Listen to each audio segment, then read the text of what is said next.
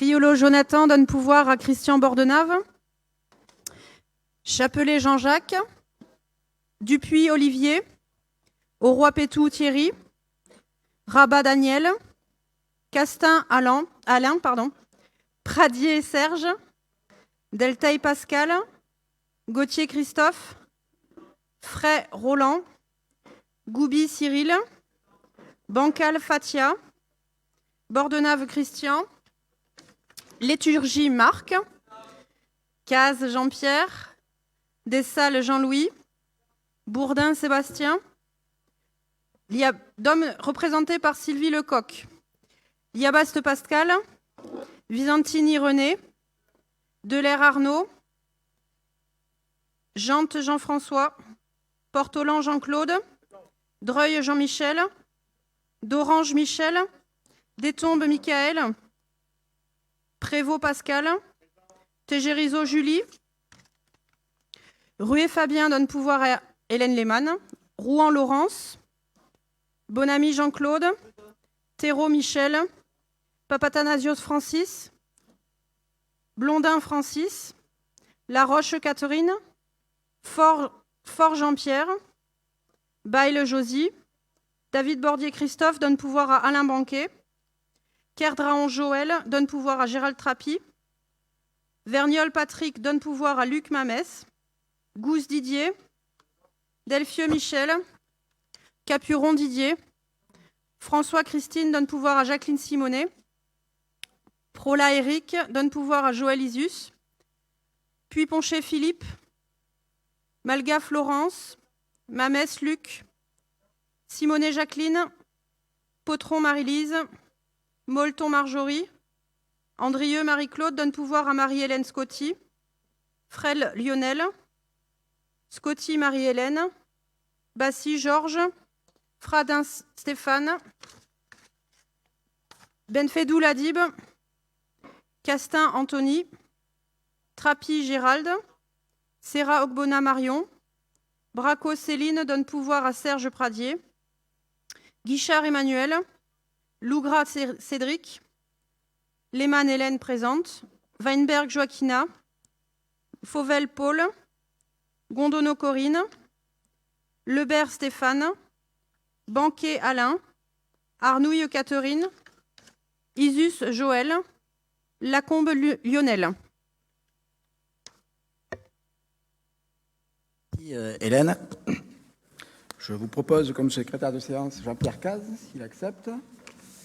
Il ne refuse pas. Est-ce que quelqu'un est contre? Merci.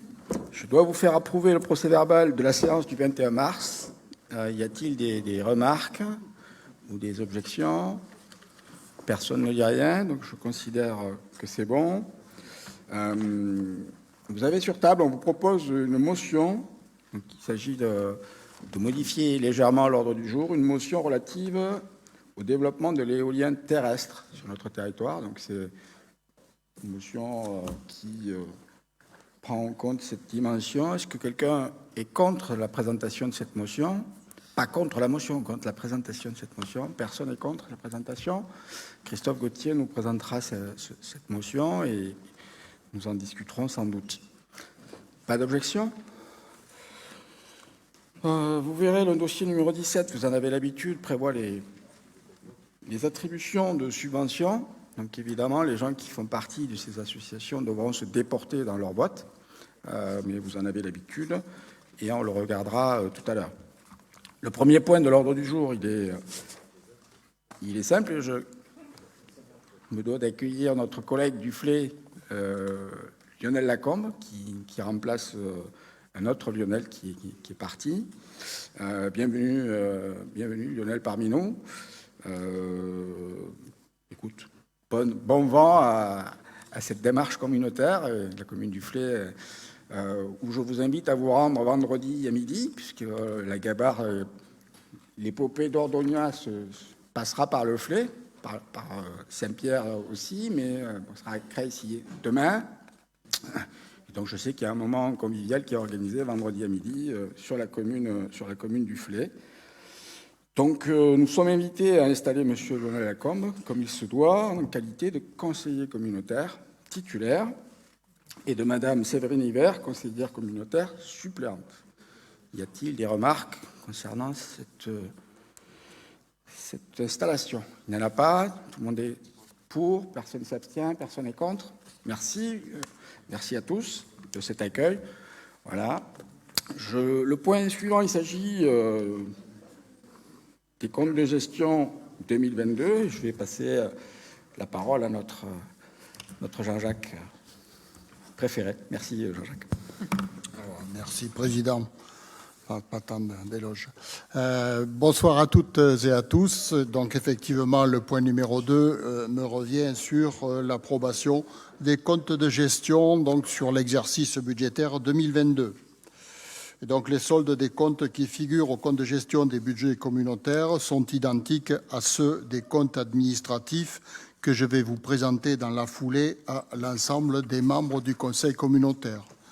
Donc, à partir de là, les membres du Conseil communautaire sont invités à approuver les comptes de gestion 2022 du budget principal et de l'ensemble des budgets annexes.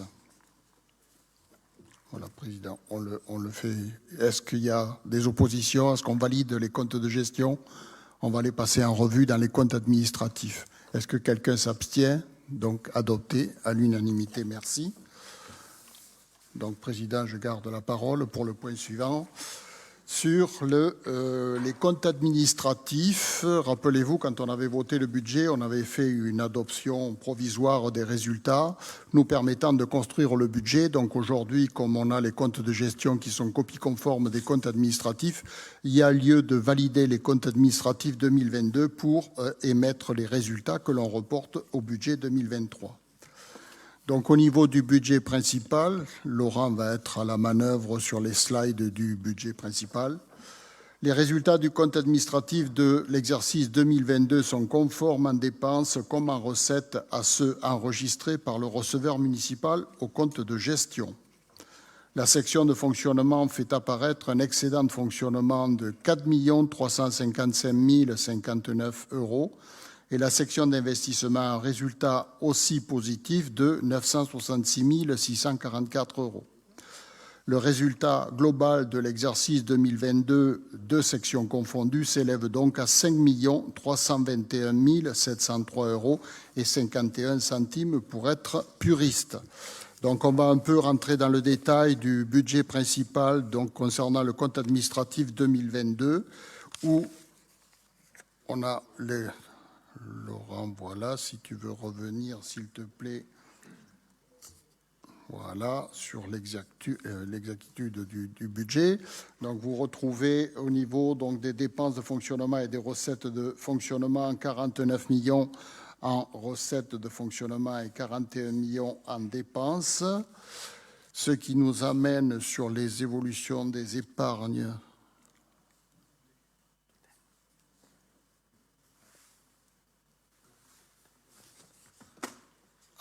Petit problème en panne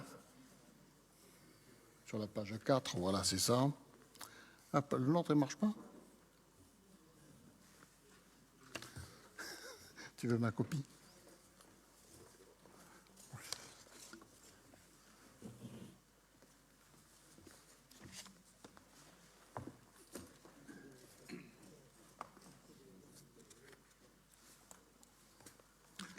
Donc voilà, ça y est, la problématique est résolue. Donc vous avez l'équilibre de la section de fonctionnement en dépenses et en recettes qui nous fait apparaître une épargne de gestion de 8 288 021 € avec une épargne brute et une épargne nette, c'est surtout ça qui est important de regarder à ce jour, de 5 571 865 €. Vous avez, sous forme de bâtonnet, l'évolution de notre épargne au niveau de l'agglomération de Bergerac et vous voyez qu'en 2022, on a une épargne nette un peu plus au-dessus de 5,3 millions d'euros. Si on regarde la capacité de désendettement au 31 décembre 2022 pour la CAB, on est à un peu plus de 3 années de ratio de capacité de désendettement. Si on balaye les dépenses de fonctionnement sous forme de camembert comme d'habitude, Nous avons la globalité des dépenses de fonctionnement donc, qui s'élève à 46 200 701 €. Et on va passer en revue l'ensemble de ces chapitres, mais de manière très superficielle, puisque c'est tout ce qui a été exécuté l'année dernière. Si je prends les chapitres 11, les charges à caractère général, on est à 8 390 206 €. Je vous passe la lecture du contenu du chapitre 11. On les a déjà balayés, on les balaye à chaque fois quand on fait le budget, comme quand on vote le compte administratif. Sur le chapitre 12, les charges de personnel s'élèvent à 16 195 678 €. Donc là, il n'y a pas grand-chose à dire, ce sont les frais de personnel. Le chapitre 14, atténuation de produits, 6 732 304 €. Là aussi, vous avez l'explicatif du chapitre sur les AC et sur la DSC contenu là-dedans. Sur le chapitre 42, les opérations d'ordre entre sections, 4 515 000. Là aussi, vous avez les explications. Sur le paragraphe 65, le chapitre 65, 9 795 094 €. Et là aussi, vous avez le détail du contenu de ce chapitre. Chapitre 66, les charges financières, 536 928 €. Et donc, on retrouve là les intérêts des emprunts du budget principal ainsi que des éléments de la CLECT. Charges exceptionnelles au chapitre 67, 35 484 €. C'est donc des bourses et aides versées ainsi que des annulations de titres. Voilà très succinctement les dépenses de fonctionnement. Donc en face, on arrive aux recettes de fonctionnement, toujours sous forme de camembert. Sur le réalisé, donc on arrive à 50 555 760 €. On va le voir aussi rapidement chapitre par chapitre. Sur le chapitre 13, atténuation de charges, 165 773 €. Sur le chapitre 42, donc opération d'ordre entre sections, 1 8 520 €. Vous avez le détail à chaque fois, je ne m'y éternise pas. Sur le chapitre 70, donc les produits de service, 4 692 678 €. Et là aussi, vous retrouvez le détail du contenu de cet article. Sur le chapitre 73, impôts et taxes, donc c'est le gros chapitre au niveau des recettes de fonctionnement, 34 295 511 €. Et vous avez le détail des différentes fiscalités qui viennent abonder ce chapitre. Le 74, dotation et participation, 9 914 034 €. Et là aussi, vous avez le détail sur les dotations d'interco et les subventions. Autres produits de gestion courante, 178 050 €. Produits exceptionnels, 145 934 €. Voilà pour la section de fonctionnement rapidement balayée. On arrive sur la section d'investissement avec le réalisé en 2022 plus les restes à réaliser pour un total de 14 198 000 €. Vous avez la répartition en pourcentage sous forme de camembert.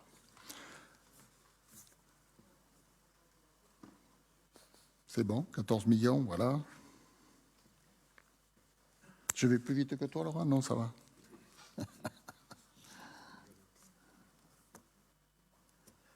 Les restes à réaliser, donc on en a déjà parlé, on les a balayés quand on a voté le budget. 3 127 474 €. Je vous dispense le détail, vous les avez déjà entendus de ma bouche. Opération d'ordre entre sections au chapitre 040, 1 8 520 €. Sur les opérations d'ordre intérieur de la section, 234 535 € et les subventions d'équipement, 3 047 €. Remboursement d'emprunt, là on est en capital au chapitre 16, 2 187 290 €. Les immobilisations incorporelles, 89 895 €. Là aussi, vous avez le détail qui suit. Les subventions d'équipement versées 1 258 343 €, avec notamment les fonds de concours et la contribution à Périgord numérique. Là aussi, vous avez le détail. Sur les immobilisations incorporelles au chapitre 21, 1 761 634. Je passe le détail de l'ensemble des articles.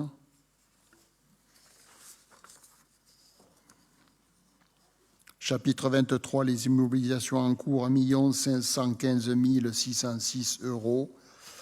Donc voilà pour les travaux de l'aménagement de la Maison du Vin et du Tourisme, l'achèvement de la piste d'athlétisme pour l'essentiel des investissements qui avaient été réalisés.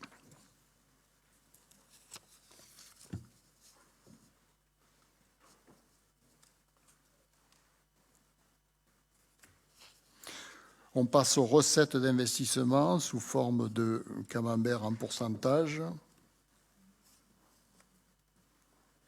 Et on arrive donc à réaliser à 12 037 173 €. Si on rajoute les reports, ça nous fait un total de 14 497 197 €.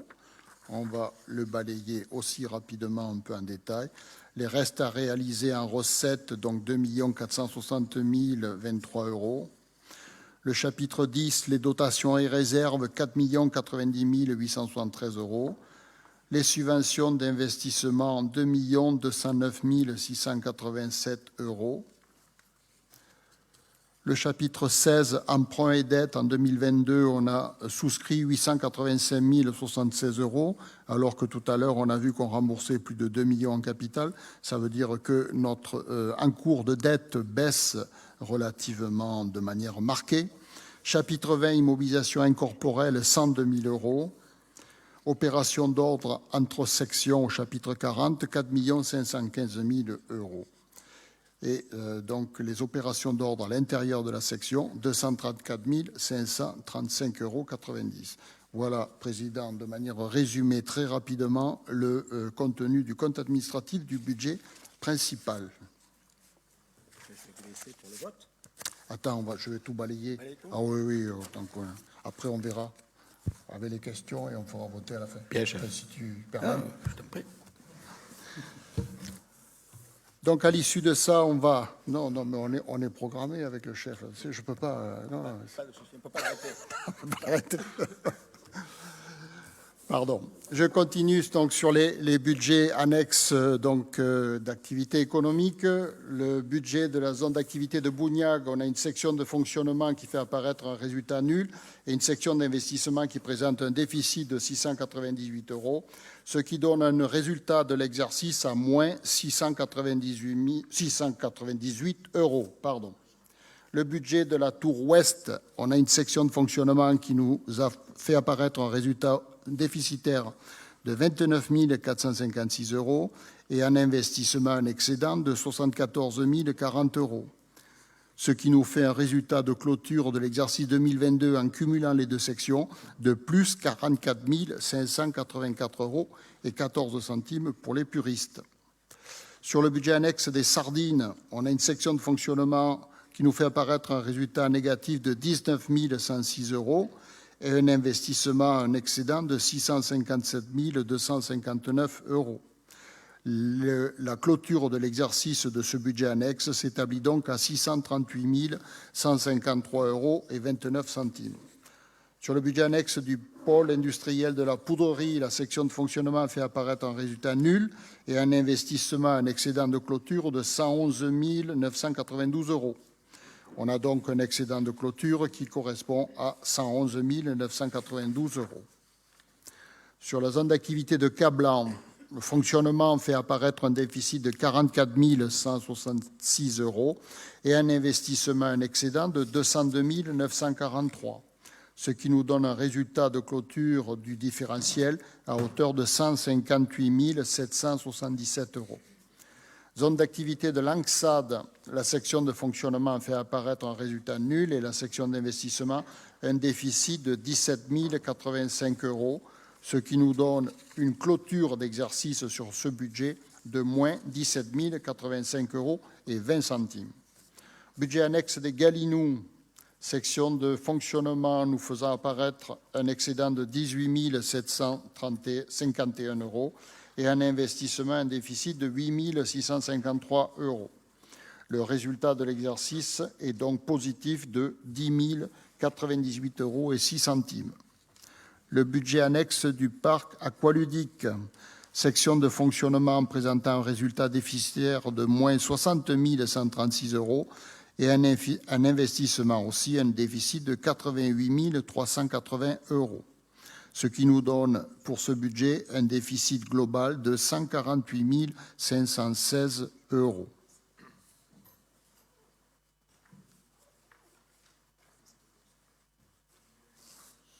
Sur le budget annexe des transports urbains, le fonctionnement de ce budget est excédentaire de 242 133 € et 16 centimes et un investissement, on a un déficit de 123 172 €, ce qui nous donne un cumul positif pour le budget des tubes de 118 961 €.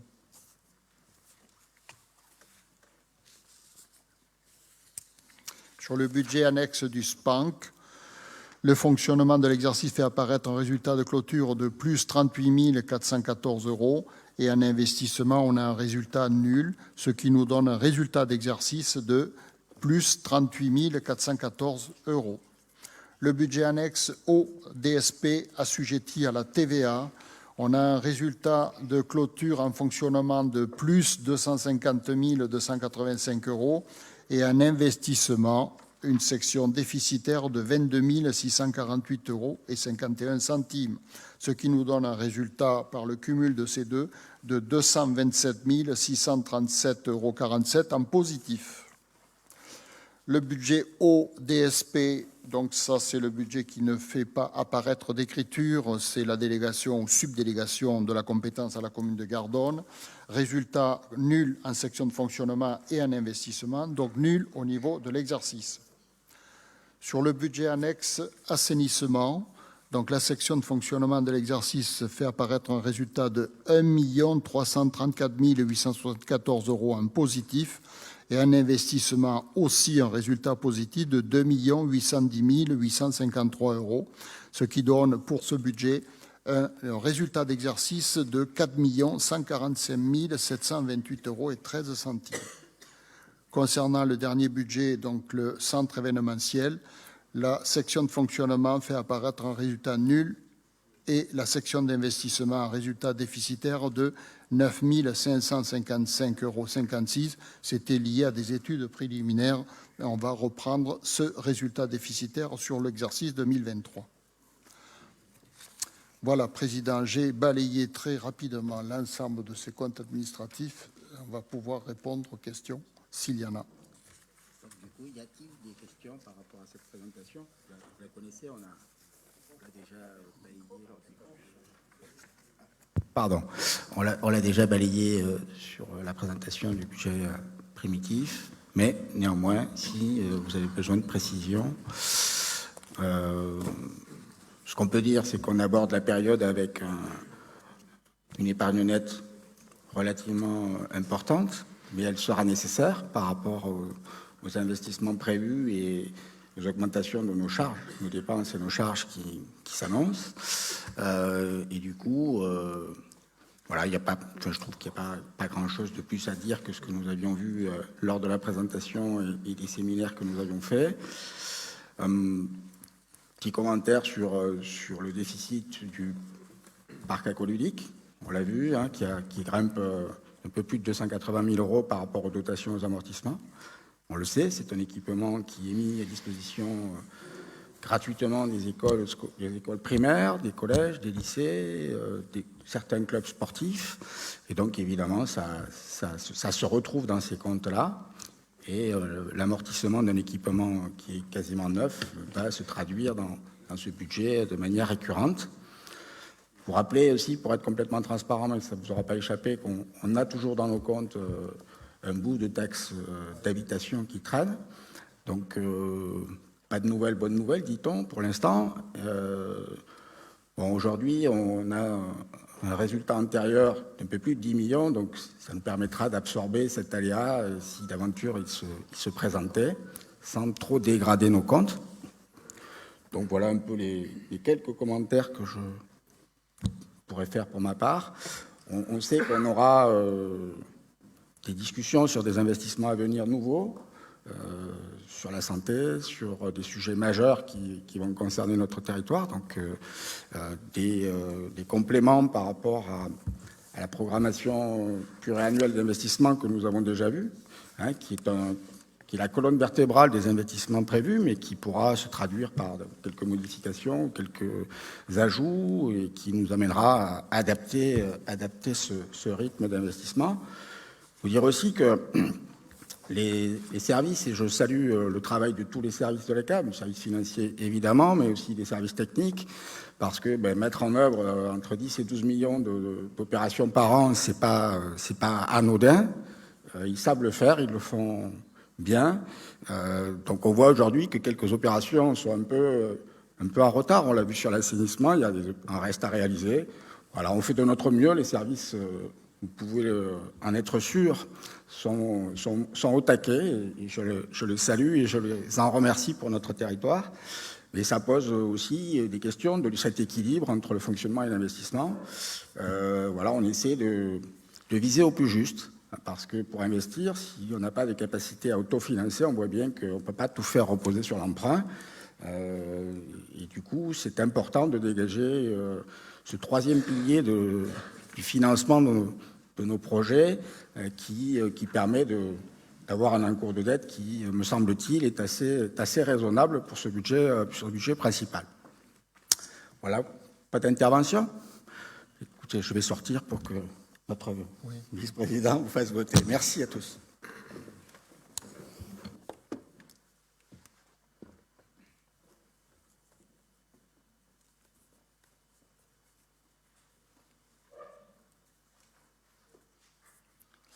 Bon, maintenant que le président a quitté la séance, donc je vais vous proposer de le mettre au vote. Alors, comment vous voulez faire?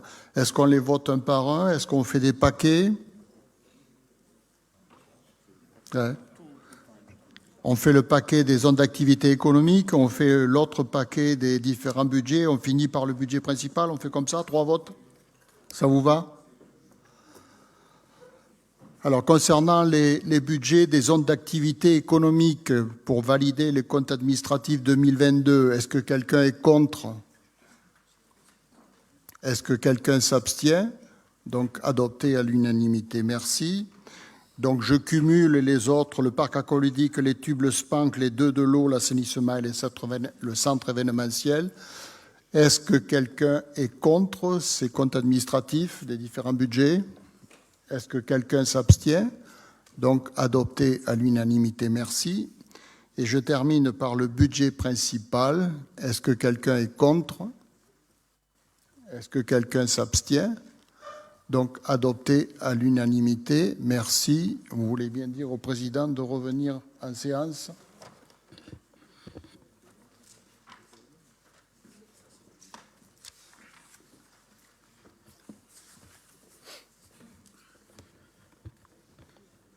Donc voilà, président, je vous annonce que l'ensemble des budgets ont été adoptés à l'unanimité.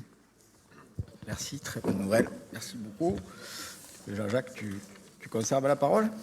Eh bien oui, puisque là maintenant, il faut affecter les résultats de manière définitive. Et le point numéro 4, donc, ce sont les résultats de fonctionnement. Puisque je vous le disais en préambule, on avait fait une reprise anticipée des résultats pour nous permettre de créer l'ensemble des budgets 2023. Donc aujourd'hui, il y a lieu d'abonder ces sommes de manière définitive et ferme. Concernant le budget principal, donc Laurent, toujours professionnel, il vous a mis le tableau aussi en slide à l'écran. Il est proposé de reprendre le résultat de fonctionnement de l'année 2022 de 12 875 709 € et on en met une partie à la section d'investissement au compte 1068 à hauteur de 1 881 966 € pour combler la partie déficitaire de cette section d'investissement.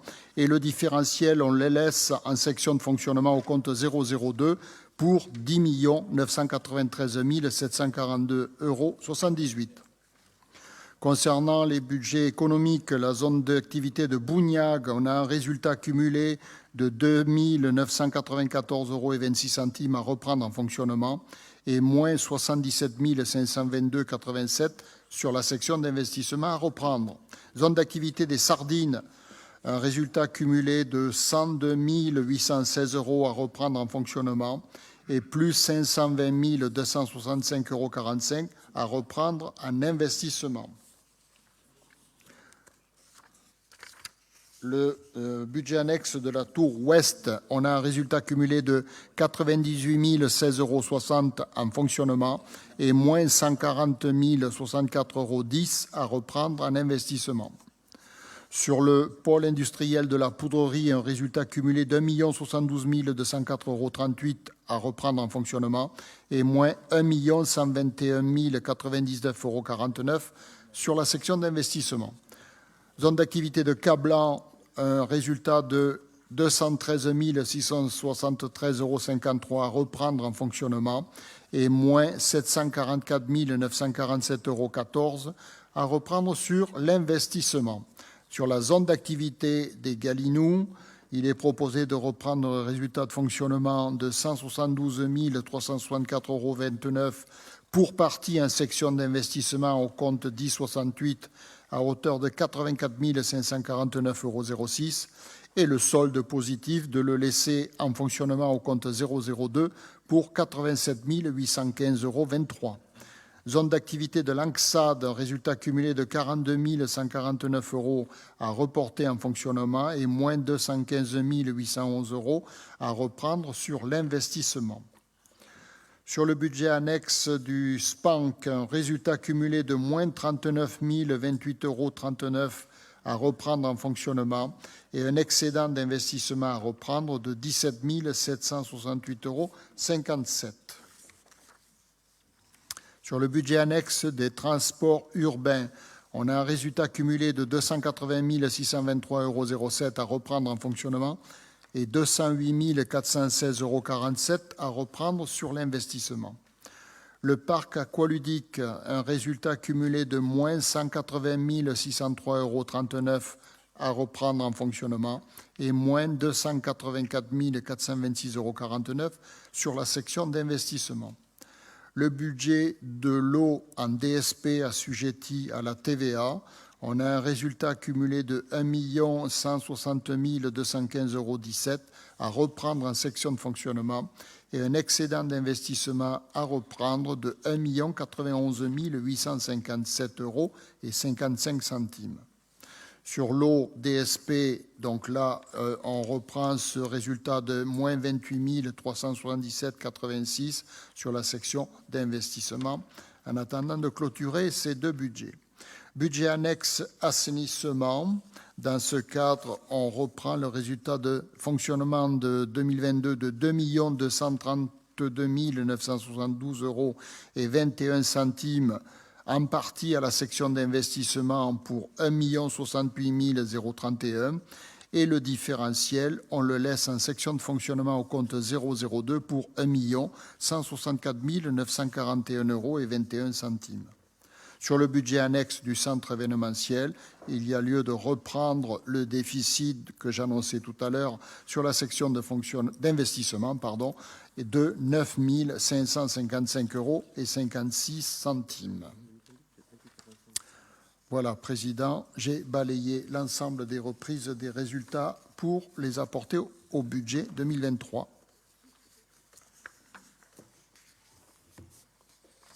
Chers collègues, est-ce que vous êtes d'accord pour affecter ces résultats?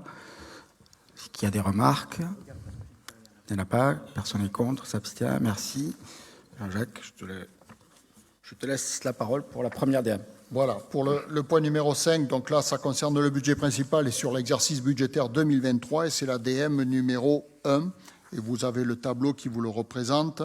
C'est-à-dire qu'avec le passage à la semaine des 4 jours à Bergerac pour les rythmes scolaires, il est nécessaire d'augmenter ou de programmer une augmentation des capacités d'accueil en centre de loisirs, tout du moins pour les mercredis à partir de la rentrée de septembre 2023, où il risque d'y avoir une demande accrue. Afin de pouvoir proposer une centaine de places sur le site du Château du Roc dès la rentrée de septembre, des travaux sont nécessaires. Et ces écritures ont pour objet d'ouvrir des crédits sur cette nouvelle opération d'équipement, donc en piochant sur le chapitre des dépenses imprévues et de les basculer dans les aménagements du complexe du Roc à hauteur de 180 000 €. Merci Jean-Jacques. Comme vous le savez, la commune de Bergerac a choisi de passer aux 4 jours dans le cadre du rythme scolaire. Donc il reste, je crois, 2 communes sur l'agglo qui ont décidé de rester à 4 jours et demi. C'est la commune de l'Ambra et celle de Creys. Donc on est obligé de réfléchir un petit peu à cette spéculation sur l'accueil du mercredi, puisqu'évidemment il y aura un afflux supplémentaire, difficile de l'appréhender avec précision. Voilà, on a eu les simulations et les questionnaires qui nous sont parvenus ont laissé apparaître un besoin potentiel de 400 demandes. Vous me direz 100, c'est pas 400, mais quand on est sur une estimation comme ça générale, souvent on prend la moitié, une petite moitié. Vous me direz, le compte n'y est pas. Pour l'instant, on ne peut pas faire mieux dans l'urgence que d'ouvrir une centaine de places, et c'est déjà pas si mal sur un équipement communautaire, avec certes quelques frais, mais des frais quand même relativement maîtrisés. C'était posé la question un temps de réfléchir à faire ça dans une école. Compliqué, très compliqué, parce que ça suscite et ça impose, ça sous-entend que les enseignants laissent la place et la retrouvent. C'est des rangements, c'est des dérangements, c'est quelque chose d'assez compliqué pour l'avoir testé sur certains secteurs. Donc on a renoncé à cette hypothèse pour l'instant. Et évidemment, on fera de notre mieux pour être prêt pour la rentrée de septembre.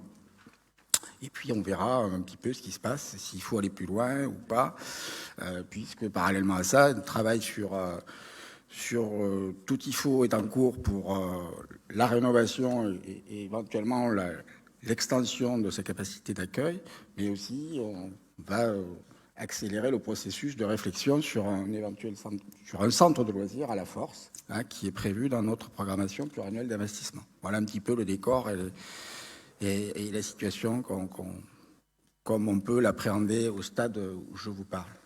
Y a-t-il des questions ou des remarques par rapport à ça? Pas de questions, on a été assez clair. OK pour faire ces investissements donc sur le Château du Roc pour l'ouvrir en septembre. S'il vous plaît, je voudrais apporter une petite précision, Monsieur le Président. Vous avez dit que c'était sur la demande de la municipalité de Bergerac. Pardon? Que ce choix a été fait de la semaine de 4 jours. Oui. Mais c'est les professeurs, les instituts et les parents qui l'ont souhaité. Voilà, et les représentants des parents d'élèves. C'est pas la mairie de Bergerac qui a imposé cette semaine de 4 jours. Alors, rentrer dans un débat compliqué, parce qu'il y a une règle, et la règle de l'éducation nationale, il faut que cette décision émane à l'origine d'une volonté conjointe de la municipalité et des enseignants. Certes, mais si les et enseignants... après, les parents sont là pour avoir une voix consultative. Mais elle a été plus que consultative parce que c'est sur leur souhait que cette décision a été prise. Voilà. Loin de moi l'idée de vouloir me mêler de ce débat. On vient de le faire à Creys, donc je peux témoigner donc très clairement de l'aspect réglementaire. Donc, monsieur l'inspecteur nous l'a bien re-spécifié. Et je le dis parce que c'est important pour que tout le monde l'ait bien en tête. Vous le savez pour ceux qui y sont déjà passés, mais en fait, il faut que ça soit une demande commune de la ville et des enseignants. Et les questionnaires des parents d'élèves viennent étayer et appuyer cette demande. Mais en aucun cas, ils sont décisionnaires. Voilà, ça c'est la règle. Et ce n'est pas moi qui l'ai faite, c'est la règle de l'éducation nationale. Je ne suis pas adjointe à l'éducation, mais je pense que le procédé a été fait dans ce sens. C'est pour cette raison que je suis intervenue. Bien, écoutez, on vérifiera et on apportera le texte la prochaine fois, mais je crains d'avoir raison. On en reparlera. Oui, allez. Mais on n'est pas là pour faire le débat du rythme scolaire, c'est pas notre compétence. Non, mais juste une précision. C'était suite aux remontées des conseils d'école, on a fait un sondage auprès des parents d'élèves. Non, mais après vous avez fait comme vous avez voulu, voilà. C'est pas le débat. Hein. Et donc, ensuite, on a suivi la procédure normale vis-à-vis de l'éducation nationale, puisque, suite à ce sondage, 60% des répondants se sont positionnés pour la semaine à 4 jours. Voilà. Écoutez, je vous apporterai le texte, comme ça vous verrez que la règle est dans ce sens. C'est pas un débat communautaire, puisqu'il s'agit d'une compétence municipale, et voilà, je m'excuse si je vous ai froissé, mais je voulais juste donner la règle. Personne n'est contre cette DM? Personne ne s'abstient? Merci pour les enfants. Le point suivant, il s'agit de fiscalité, puisque nous devons voter les taux 2023. Comme nous le faisons généralement, on essaie d'avoir une position équilibrée sur les prélèvements des ménages et des entreprises. Vous savez qu'un des gros postes de nos ressources, c'est la fiscalité économique. Du coup, plus récemment, il y a une part quand même non négligeable de fiscalité ménage, puisque nous avons transféré un peu de fiscalité communale au profit de la voirie, vous savez, les fameux 6,28. Et donc, vous savez que cette année, puisque vous l'avez voté, vous allez le faire dans les 2-3 jours qui viennent, vos budgets municipaux, les valeurs des bases augmentent d'un peu plus de 7%, alors que les impôts économiques sont un peu épargnés par rapport à cette hausse et contribuent dans une moindre mesure à l'effort concernant les surcoûts d'énergie et les surcoûts d'inflation dans nos collectivités. C'est la raison pour laquelle on vous proposait ce soir de bouger un petit peu les taux de CFE, qui étaient de 26,85 en 2022. Donc la possibilité que nous avions par rapport à cette augmentation, nous avions la possibilité de faire une première augmentation liée à la période, de passer à 27,21, petite augmentation, et une deuxième augmentation, puisque nous avions en réserve cette possibilité par rapport aux étapes précédentes, de 0,61, ce qui nous permettrait de proposer d'augmenter les taux de CFE de 26,85 à 27,82, soit un produit d'un peu plus de 170 000 euros estimé pour la période concernée. Voilà, les autres taux sont identiques et ne bougent pas, sauf à la règle de lien. Y a-t-il des interventions par rapport à cette présentation? Pas de questions, c'est assez clair pour tout le monde?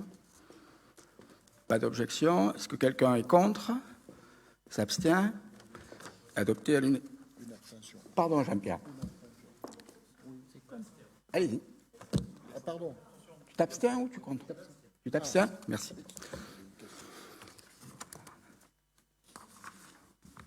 Le point suivant, il s'agit des taxes d'enlèvement des ordures ménagères, donc avec des votes proposés, inchangés par rapport à la période précédente, et c'est Marjorie qui nous présente ce point.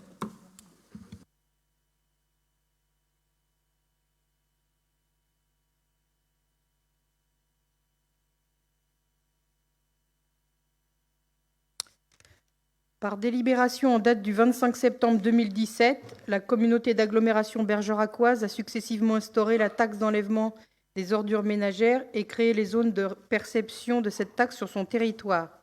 Il appartient donc au conseil communautaire de fixer le taux de TEOM par zone en fonction du produit attendu nécessaire pour couvrir les dépenses de collecte et de traitement des déchets ménagers et assimilés pour l'exercice 2023.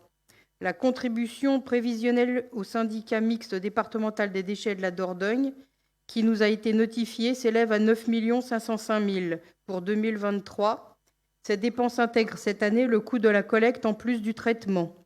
Compte tenu de la hausse des bases de 7,1% décidée par le gouvernement, un maintien des taux au niveau de ceux votés en 2022 donnerait une ventilation par zone comme suit. Donc il y a tout le tableau derrière.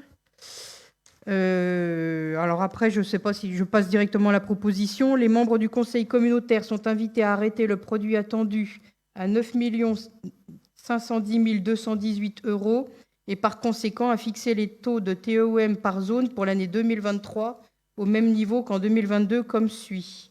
Avec le rappel des taux. Et donc, est mis au vote.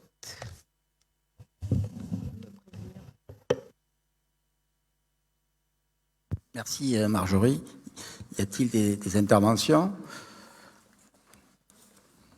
Bon, c'est parfait. Est-ce que quelqu'un est contre? S'abstient? Adopté à l'unanimité. Merci beaucoup. Monsieur Léturgie, pour nous parler de la GEMAPI. Marc. Merci, Monsieur le Président. Depuis le 1er janvier 2018, effectivement, comme l'autorise le Code général des impôts, la communauté d'agglo a institué une taxe GEMAPI. Cette taxe peut s'élever jusqu'à un montant de 40 €. Elle est, depuis sa création, de 3,50 €. Les services fiscaux se chargent bien évidemment de la répartition, de la ventilation de cette somme auprès des foyers. La communauté d'agglo propose de maintenir cette taxe à 3,50 € encore cette année, sachant que ça couvre effectivement le fonctionnement du service et les petits investissements du service.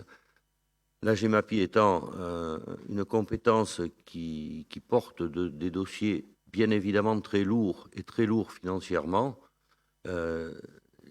nous allons régulièrement chercher des aides et des subventions, en particulier auprès de l'agence de l'eau Adour-Garonne, qui peut subventionner des travaux qui peuvent bien sûr être subventionnés jusqu'à hauteur de 80% quand cela est possible. Il n'est pas garanti, ça n'engage que moi, mais il n'est pas garanti que cette taxe n'évolue pas dans les années à venir, hélas. Donc il est proposé aux membres du conseil communautaire d'arrêter le produit de la taxe pour la gestion des milieux aquatiques et la prévention des inondations pour l'année 2023 à 3,50 €. Merci Marc. Comme tu viens de le rappeler, on est dans une période depuis 2 ans où on fait beaucoup d'études et ces études vont déboucher sur des solutions, ou en tout cas des débuts de solutions pour faire face à ces problématiques d'épisodes pluvieux de forte intensité, comme on en a connu assez récemment d'ailleurs, avec des dommages qu'on a constatés sur un certain nombre de communes, la Monzie-Saint-Martin, Saint-Pierre-d'Ayrault et d'autres sur le territoire. On a pu, avec satisfaction, voir que les dispositifs qui avaient été mis en place à Bergerac ont fonctionné, mais il n'aurait pas fallu qu'il pleuve beaucoup plus pour que ça déborde un peu quand même. Donc on était vraiment à la limite. Je parle de Bergerac parce que, justement, on a des résultats des investigations des bureaux d'études. Et aujourd'hui, les hypothèses qui pourraient être mises en œuvre, au-delà de la récupération foncière qui sera nécessaire au préalable, évidemment, proposent des solutions d'étalement où on peut laisser, justement, cet excès d'eau lié à la pluviométrie s'étaler sur certains champs, vont nécessiter des investissements considérables.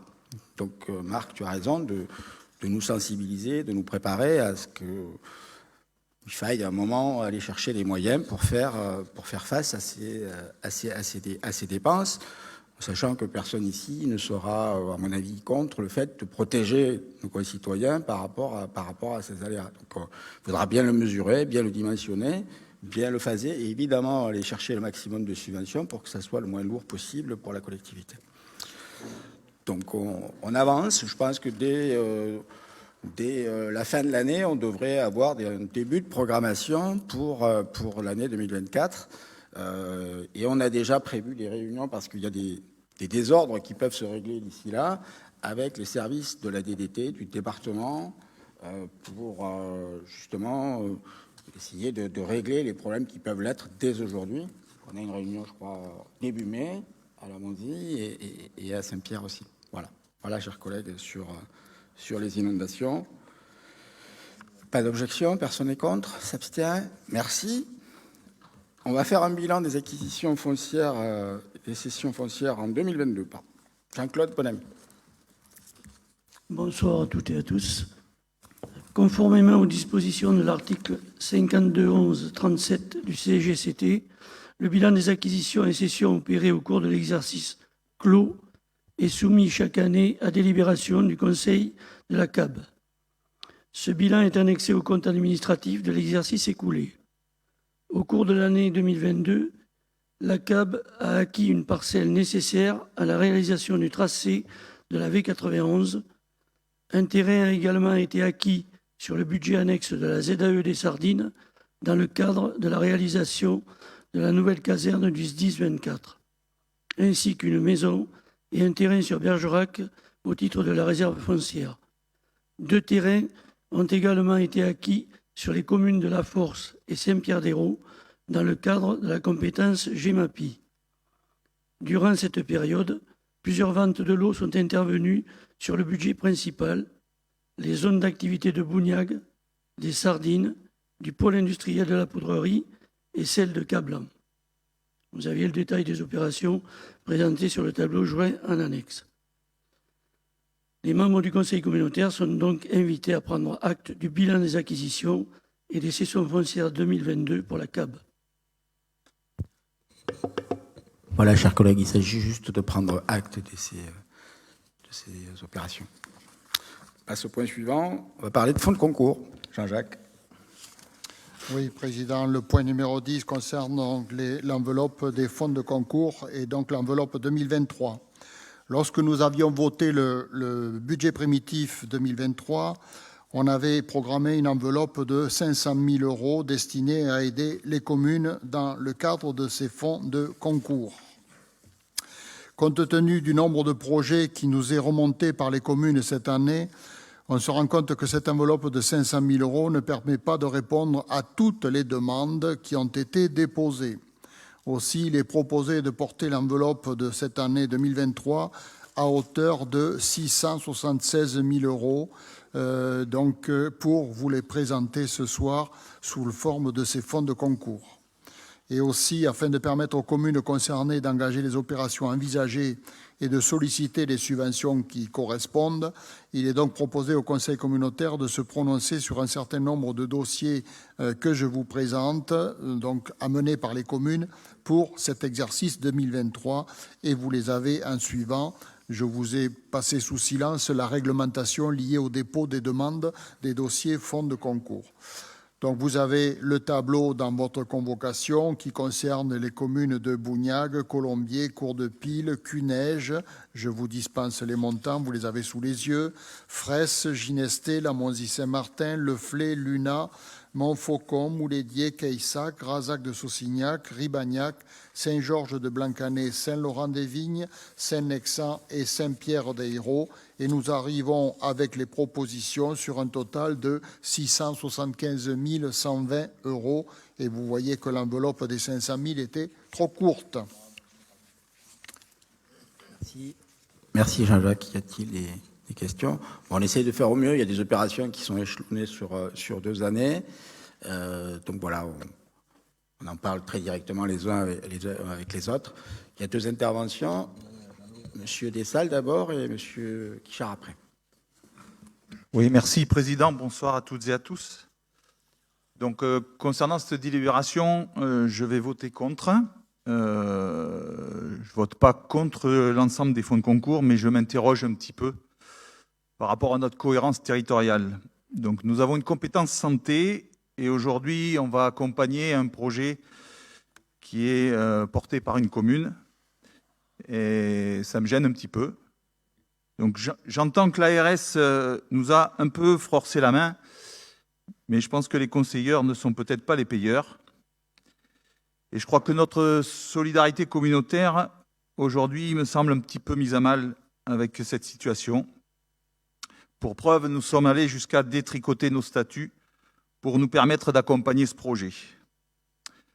Certes, notre territoire est en difficulté pour l'accès aux soins, mais je crois que des projets de cette importance doivent être concertés et portés par tout le territoire. À cet état de fait, je m'interroge également sur la nécessité peut-être de mettre en place un règlement d'exécution pour l'attribution de nos fonds de concours. Voilà, c'est une question que je pose et voilà. Explication de ma position ce soir. Merci, Président. Très bien, pour la première intervention. Manuel? Pardon, c'était juste par rapport à la liste. Est-ce qu'elle est figée ou est-ce qu'on peut encore faire une demande de fonds de concours? Est-ce que la liste est figée ou on peut faire une demande? Vous savez qu'on a... On va recommuniquer là-dessus. On a instauré un règlement justement d'attribution, donc avec une date de dépôt de dossier avant le 31 janvier de l'année N. Donc pour l'année 2022, on a largement dépassé l'enveloppe et on a largement dépassé les délais. Donc voilà, ça sera pour l'année prochaine. Ça sera pour l'année prochaine. J'entends l'intervention de notre collègue de Cigoulès et je sais qu'il n'est pas le seul à s'interroger et à réfléchir. Et d'ailleurs, on aura dans les semaines qui viennent des discussions nourries sur la santé parce que c'est un sujet, pour moi, c'est le sujet de ces mois à venir. On ne maintiendra pas notre population et on ne fera encore moins pas d'attractivité du territoire si on n'améliore pas, si on ne travaille pas de concert et tous ensemble sur la santé. Loin de moi l'idée ce soir de lancer ce débat parce qu'il nécessitera un temps long, parce qu'on aura besoin d'en parler en amont et ici aussi, mais de manière plus aboutie, plus réfléchie, plus concertée. Je voudrais simplement dire deux choses. Bon, la première, les 2 premières maisons de santé pluridisciplinaires qui se sont créées sur notre territoire ont émané d'initiatives municipales au départ et c'est la communauté qui est venue un petit peu conforter ou consolider ces situations-là. Donc c'est vrai que, bon, de là à faire un parallèle, c'est un peu court, mais il y a quelque part aussi une similitude.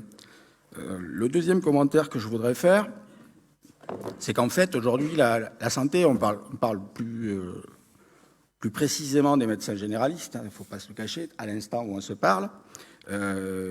Et du coup, c'est un délicat sujet.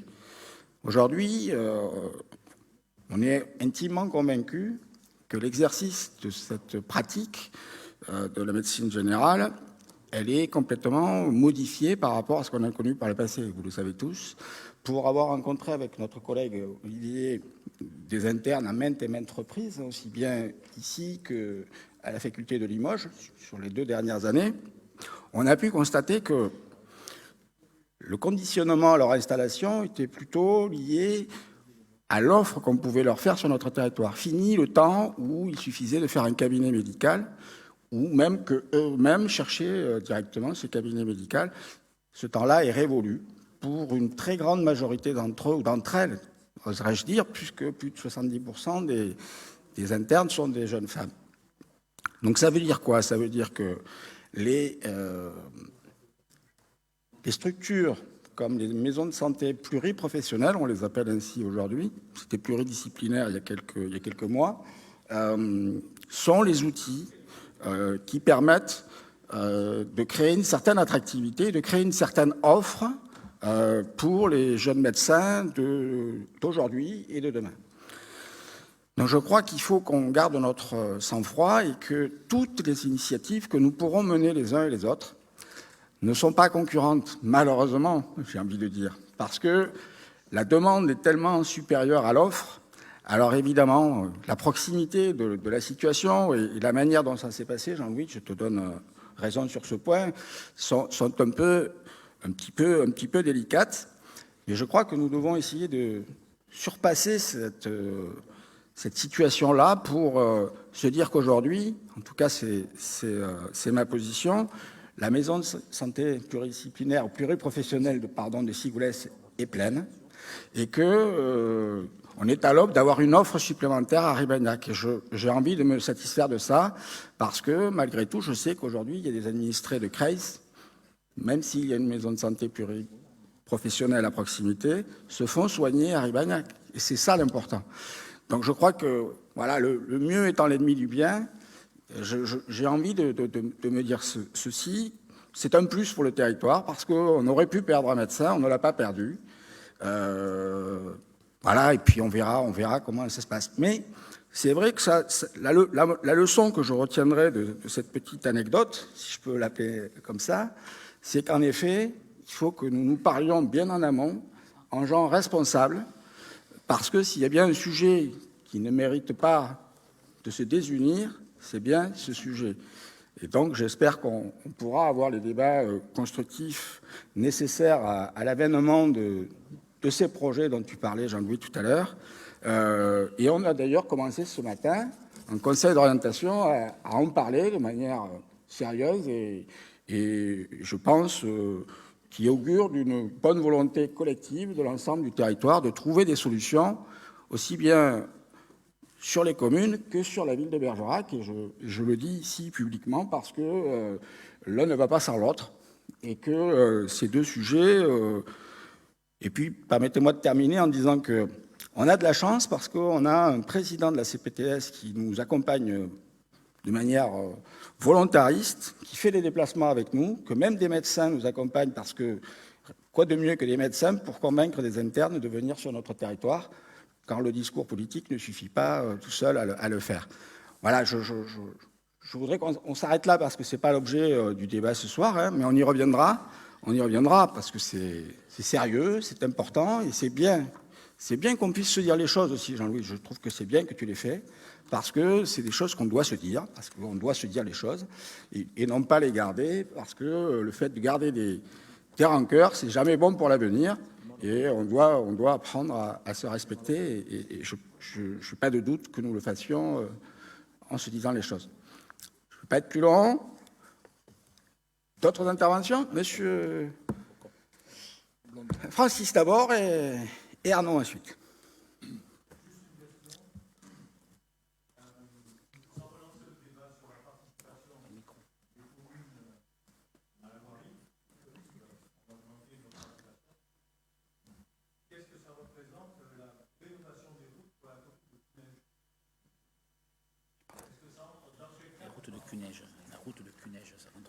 C'est de la voirie privée. C'est pas dans la compétence agglo. Cuneige, rénovation de route. C'est une voirie qui n'est pas communautaire. C'est une voirie qui n'est pas communautaire. Donc vous avez tout à fait le droit de solliciter un fonds de concours pour une voirie communale ou une voirie privée. Il n'y a pas de souci. Pas de souci. Pas de souci. C'était ça. Pour une voirie communale?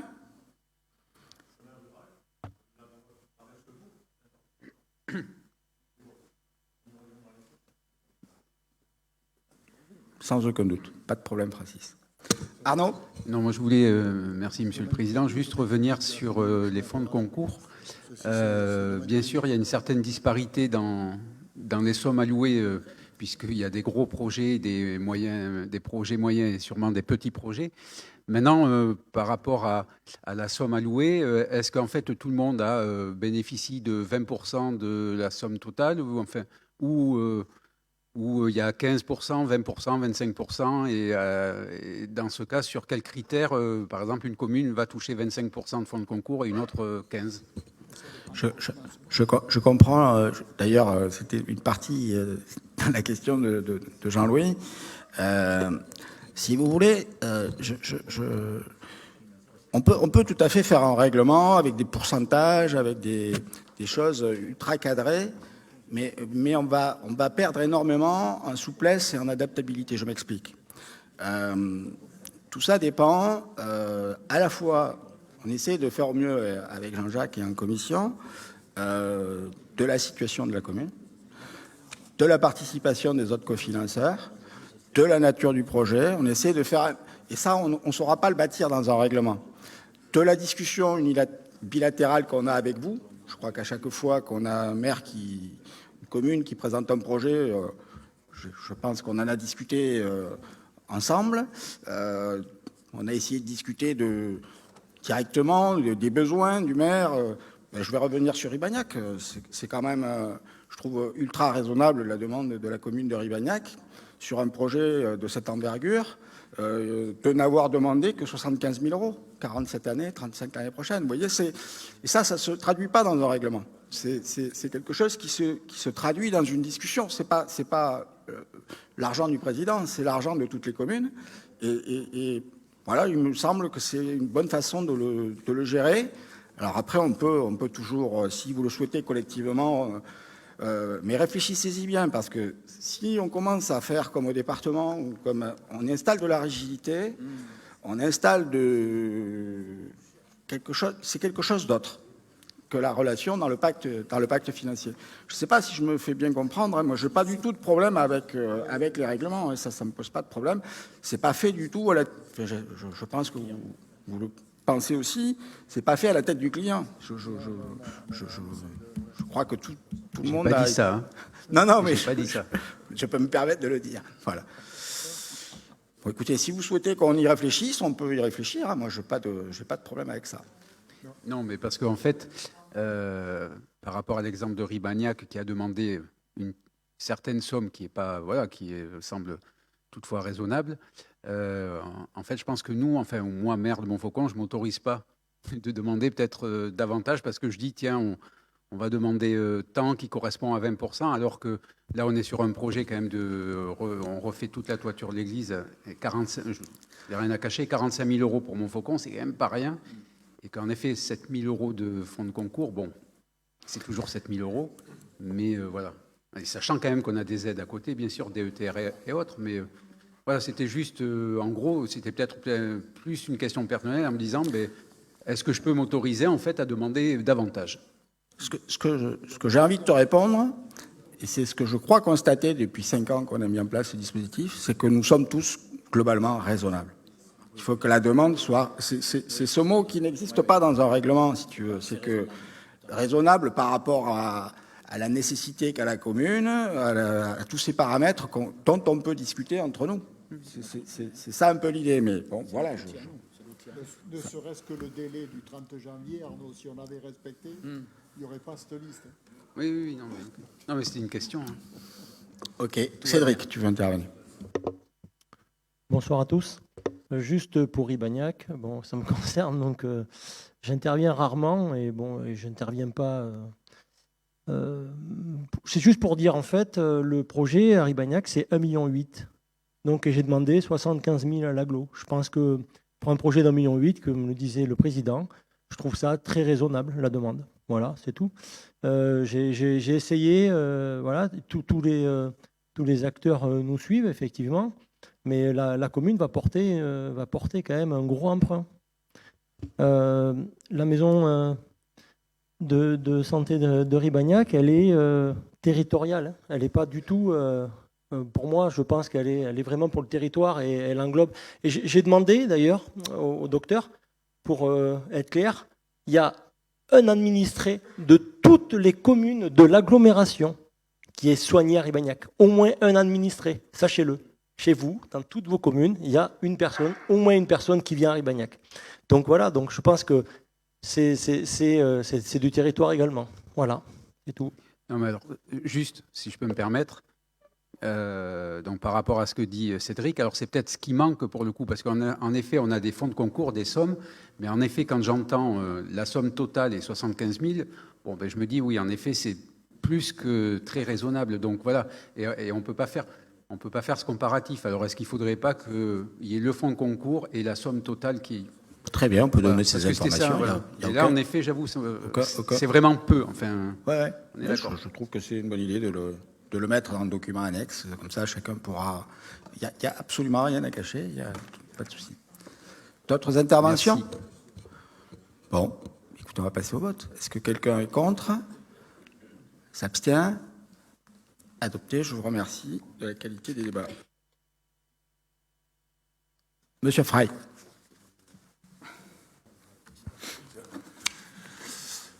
Comme le prévoit l'article L. 2333-26 du CGCT, la communauté d'agglomération bergeracoise institue une taxe de séjour au réel pour l'année 2024 sans modification par rapport à 2023.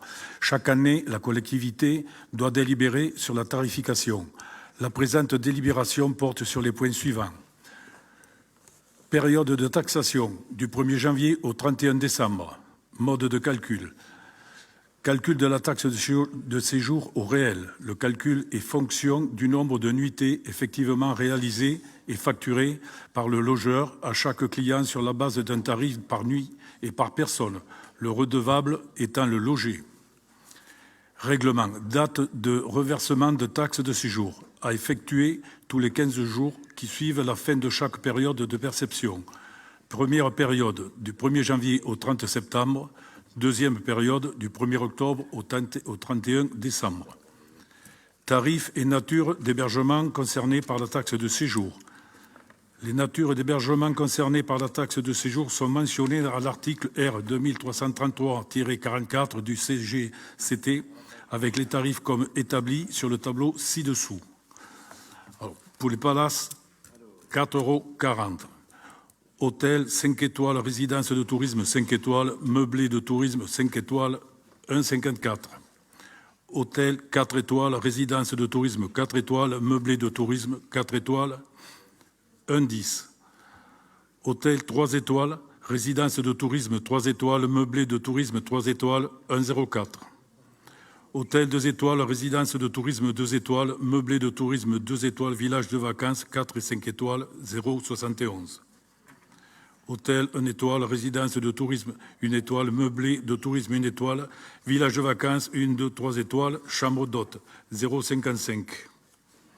Terrain de camping et terrain de caravanage classés en 3, 4 et 5 étoiles et tout autre terrain d'hébergement de plein air et de caractéristiques équivalentes en placement dans des aires de camping-car et des parcs de stationnement touristique par tranche de 24 heures, 0,60 €.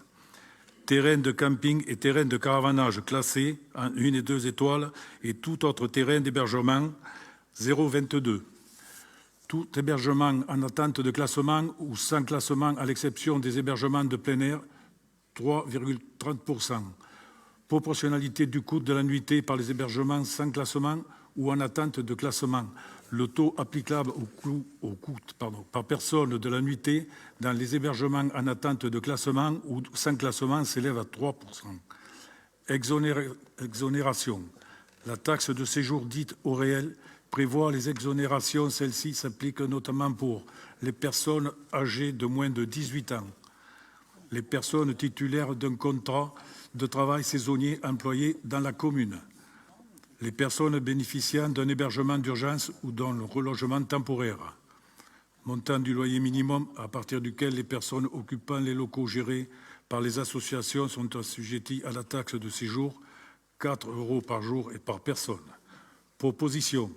Les membres du Conseil communautaire sont invités à approuver le mode de calcul au réel uniquement, le règlement de la taxe de séjour, la période de taxation, les natures d'hébergement concernées par la taxe de séjour ainsi que de leurs tarifs, le taux applicable aux hébergements non classés ou en attente de classement, le montant du loyer minimum à partir duquel les personnes sont assujetties à la taxe de séjour lors d'une taxation au réel.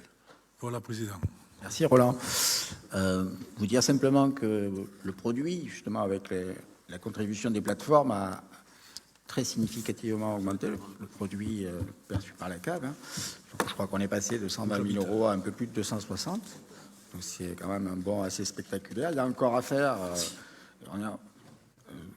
Suite à la suggestion de certains d'entre vous, on est en train de discuter avec les 3 autres PCI qui sont liés, puisqu'on a choisi d'avoir une politique unique sur le périmètre. Donc on discute avec eux pour voir si on ne peut pas un peu accroître ces recettes, parce qu'on en a besoin et qu'avec l'augmentation de tous les services, notamment des ordures ménagères, c'est quelque chose qui a un peu de sens aussi de faire croître cette ressource. Donc on discute de ça. J'espère que cette dynamique de recettes se confirmera en 2023, parce que, en effet, vous savez qu'on a des besoins à développer notre site de Quai-Cyrano, notamment, mais pas que. Et donc, voilà, c'est important d'avoir des ressources pour le faire. Des questions, des commentaires? Personne n'est contre, personne ne s'abstient, adopté à l'unanimité. On va parler PDIPR, c'est Arnaud qui nous parle de ça. Merci, Monsieur le Président. Alors, parlons en effet de chemin de randonnée. Conformément à la loi de décentralisation du 22 juillet 1983, le Conseil départemental de la Dordogne a mis en place le plan départemental de randonnée. L'objectif de cette opération, outre la sauvegarde du patrimoine des chemins ruraux, est de tisser un réseau de voies de communication entretenu à l'intention des randonneurs pédestres, équestres et cyclotouristiques. Dans la continuité du travail engagé par les 4 communautés de communes ayant fusionné, la communauté d'agglomération bergeracoise poursuit le travail de création de boucles de randonnée et de liaison sur son territoire et réalise la mise aux normes de ses sentiers de randonnée. Dans le cadre de ses compétences qui portent notamment sur la création, la gestion et l'entretien des chemins de randonnée, la CAB poursuit et amplifie ses actions. Pour rappel, 250 km de PDIPR sont actuellement aux normes sur le territoire, 65 km en cours de création et ouverts très prochainement, Creis, Moulédier, Saint-Sauveur de Bergerac et Lamonzie-Montastruc. Un travail entre la CAB et le Conseil départemental de la Dordogne de mise aux normes et de création sur environ 190 km de cheminement est en cours dans le sud de la CAB, sur l'ancienne communauté de communes des Coteaux de Sigoulès. Après la pose du mobilier, balises. Les balises, ce sont les poteaux ronds avec le petit capuchon jaune. Panneaux d'appel, etc. La réalisation des cartes, toutes les communes concernées par les itinéraires ont été ou seront invitées à délibérer sur la validation de cette intégration au PDIPR. La CAB sera appelée au fur et à mesure des nécessités liées à l'entretien et à la question des chemins de randonnée existants et à venir à conclure des conventions, notamment avec le conseil départemental, le comité départemental du tourisme, les communes et les personnes privées. Proposition, vu la loi numéro 83-663 du 22 juillet 83 relative à la répartition des compétences et notamment son article 56 qui donne compétence au département en matière d'itinéraire de promenade et de randonnée, vu la délibération 91-209 du 14 juin 91 du Conseil général de la Dordogne relative au plan départemental de randonnée, vu les statuts de la communauté d'agglomération bergeracoise qui lui donne compétence notamment pour la création, la gestion et l'entretien des chemins de randonnée. Dans les conditions prévues par la loi et dans le cadre de ces compétences, les membres du conseil communautaire sont invités à autoriser le président à conclure les conventions ayant trait à l'entretien et à la gestion des chemins de randonnée existants et à venir, notamment avec le conseil départemental, le comité départemental du tourisme, les communes et les personnes privées. Signer toute pièce administrative relative au plan départemental des itinéraires de promenade et de randonnée PDIPR du département de la Dordogne. Merci. Arnaud, y a-t-il des interventions? Oui, monsieur Vicentini.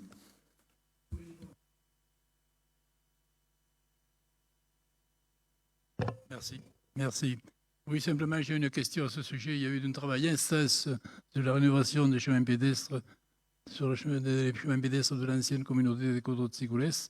Par contre, j'avais demandé une question, à savoir la signalétique des lavoirs et des fontaines qui bordent ces chemins. La réponse ne m'a pas été donnée, à savoir. Alors ensuite, j'ai un autre point aussi que j'avais signalé. Contrairement à certains, on interdit la circulation des chevaux par période de temps humide. Je sais que ce n'est pas facile, mais si vous allez marcher derrière quand les chevaux sont passés et que ça fait sec, vous détournez les chevilles. Alors, il y a certains PDIPR qui sont en effet interdits aux chevaux.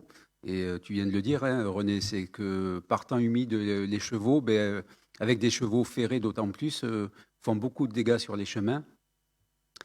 Et un chemin abîmé, il est abîmé pour après de longues années.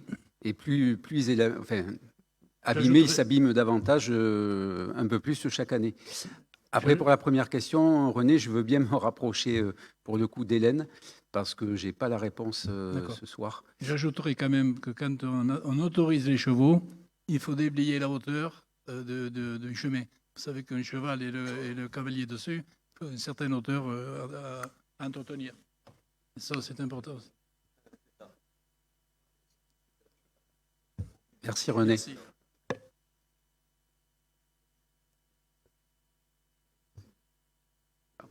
C'est bon? Très bien. D'autres interventions? Bon, il y a des questions d'entretien, n'arrêtez pas de... Bon, c'est noté que l'entretien sera dévolu à la communauté, mais c'est un partage avec les communes, parce que si tout le monde s'arrête de nettoyer ce qu'il faisait, la CAP pourra en faire un peu, mais elle ne pourra pas tout faire, ou il faudra déployer d'autres moyens. Donc je crois que c'est un peu comme sur d'autres sujets, il s'agit de s'associer, de compléter nos actions. Oui, Lionel. Pardon. Juste une question à Arnaud. Il y a les premiers PDIPR qu'il y a eu sur notre communauté de communes. Il y a des portions qui sont sur du chemin privé. Donc je ne sais pas comment ça se passe pour les conventions pour l'entretien. On a une longueur qui est chez un privé qui ne souhaite pas qu'on y passe. Ah. C'est limitrophe à ta commune. En plus, bon, c'est embêtant. Là, j'avais pas connaissance de. Moi non plus. Jean-Claude, peut-être. Je l'ai juste appris. Après, j'ai envie de te répondre, si ça a été à l'époque conventionné, une convention engage. Donc, si ça a été conventionné, il doit laisser le passage. Voilà. En revanche, si on est un peu dans le même cas de figure que les DFCI qui n'a pas eu de convention, en effet, ça se complique. Alors, pour avoir travaillé sur le dossier dans les années 2013-2014, effectivement, lorsqu'on a créé les, je crois, 145 ou 155 km de chemin de randonnée à l'époque sur Bergerac-Pourpre, on a fait signer les conventions. Effectivement, c'est une convention tripartite. Conseil départemental, le propriétaire et la commune. J'espère que tout le monde les a gardés dans les communes. Alors, le problème, effectivement, se pose sur ces conventions, c'est que si le propriétaire peut revenir sur sa décision, puisque c'est ce qui nous avait été demandé à l'époque par la plupart des propriétaires, c'est de pouvoir éventuellement revenir sur la décision. Deuxième chose, lors d'une vente, le propriétaire suivant n'est pas obligé de faire suivre la convention. Il peut très bien refuser le passage. Personnellement, sur Ginesté, en ce moment, j'ai un propriétaire qui est un peu réticent. On est en discussion. Le problème, c'est que quand on a une boucle qui fait 8, 9, 10 km et qui a 500 mètres ou 300 ou 400 mètres chez un particulier, comme on a le cas d'une boucle qui est à cheval sur Bergerac et Ginesté, à l'heure actuelle, si ce propriétaire refuse le passage à nouveau, eh bien, on est coincé. La boucle n'est plus, comment dire, on ne peut plus passer sur la boucle. On n'aura pas la possibilité de la modifier puisque partout ailleurs, on est sur des chemins ruraux. Il faut être très, très vigilant par rapport aux conventions en privé. Mais c'est pour ça que actuellement, les PDIPR ne se font plus, ou alors vraiment sur de rares exceptions, en privé. L'idée, c'est que ça ne passe plus sur le privé, pour éviter justement ce genre de désagrément. Très bien. Pas d'autres questions? Est-ce que quelqu'un est contre cette signature?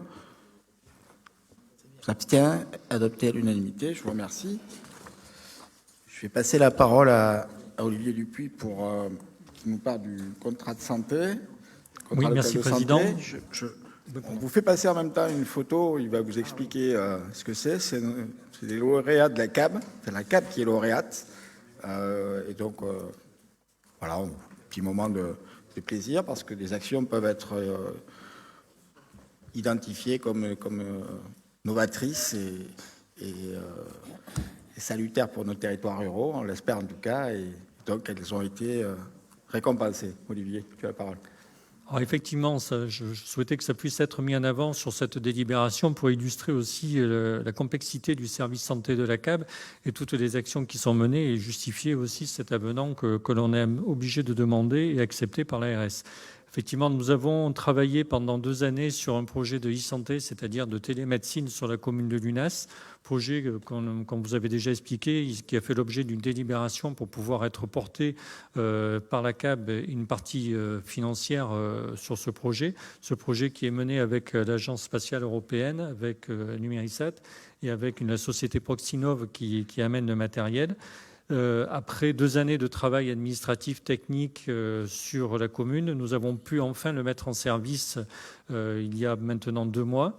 Et grâce à ce projet, nous avons été sélectionnés pour pouvoir être présentés dans le cadre des territoires innovants, donc c'est-à-dire des projets quels qu'ils soient, qui sont au niveau national reconnus comme étant intéressants pour d'autres collectivités. Et nous avons été sélectionnés parmi une cinquantaine d'autres projets au niveau national et retenus et élus. Donc territoire innovant, donc la CAB est territoire innovant grâce à ce projet. Nous avons eu le plaisir d'aller chercher les trophées à Toulouse avec le monsieur que l'on voit avec... qui est carrément sur le côté gauche de la photo, ne fait pas partie de la CAB, c'est l'organisateur des territoires innovants. Mais en tous les cas, c'est aussi un travail qui permet aujourd'hui de mettre un éclairage sur notre territoire CAB et qui, je l'espère, pourra aussi mettre une petite attention aux professionnels de santé extérieurs, puisque ceux du territoire le connaissent, mais ceux aux professionnels de santé extérieurs en montrant que nous travaillons tous pour dynamiser et être attractifs sur la santé. Ce projet qui est à l'UNAS contribue à l'accès aux soins de nos concitoyens sur une partie du territoire ouest de la CAB. Des premières consultations ont eu lieu, ça se passe bien puisque c'est un projet de télémédecine qui est accompagné avec des infirmières. Et aujourd'hui, on arrive à avoir un nombre de consultations qui est au moins supérieur à ce que l'on peut trouver dans les relais télémédecine des maisons France Service. Voilà pour ce petit. Moi, j'ai une autre photo, ils ne tiennent pas que des trophées, hein, donc je vous la ferai voir en privé, mais là, vous ne pouvez pas la diffuser. Toi, Olivier. On a effectivement eu l'occasion d'être bien reçus. Voilà. Et on remercie les organisateurs. Bien, donc je reviens sur la délibération qui concerne les contrats locaux de santé. Donc les contrats locaux de santé, les CLS constituent un dispositif innovant devant permettre d'améliorer l'état de santé de la population en conjuguant au mieux les politiques de santé publique menées par l'Agence régionale de santé Nouvelle-Aquitaine, les services de l'État, les collectivités territoriales et les organismes de protection sociale. Afin de faire converger les objectifs et les moyens de ces interventions, la loi de 2009 a conféré aux agences régionales de santé la possibilité de conclure des contrats locaux de santé avec des collectivités locales. Cette démarche est également inscrite dans le cadre de la politique de la ville. Un premier contrat local de santé a été signé par la CAB le 24 juin 2013 pour une durée de 3 ans, prorogée de 18 mois jusqu'au 31 décembre 2017. À l'issue de l'évaluation de ce premier contrat et un diagnostic territorial mené par l'Observatoire régional de santé de Nouvelle-Aquitaine et la CAB, le contrat local de santé de 2e génération de l'agglomération a été signé pour une durée de 3 ans jusqu'au 31 décembre 2020. Ce contrat local de santé 2e génération a été prolongé de 2 ans jusqu'au 31 décembre 2022 avec l'accord de l'Agence régionale de santé de Nouvelle-Aquitaine. Durant la période de cette prolongation, les services santé de la CAB ont été mobilisés par l'État afin de mettre en place des dispositifs allés vers, afin de permettre la vaccination contre le Covid-19 sur le territoire de la CAB.